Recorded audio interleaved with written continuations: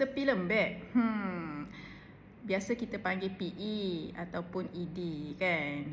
Jadi kalau isu-isu lagu ni, Dr. Azimah cadangkan datanglah jumpa doktor kan.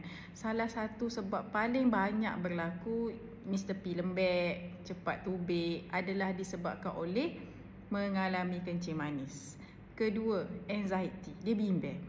Kalau aku tubik masuk ni, derah tubik ni, nanti isteri aku marah. Dia dah mikir dah. Ada.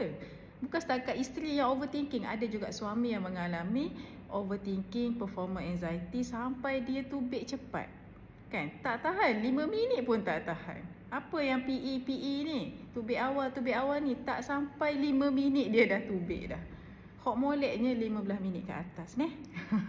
Lepas tu satu lagi, ramai juga suami-suami hari ini rasa rendah diri dengan isteri masing-masing.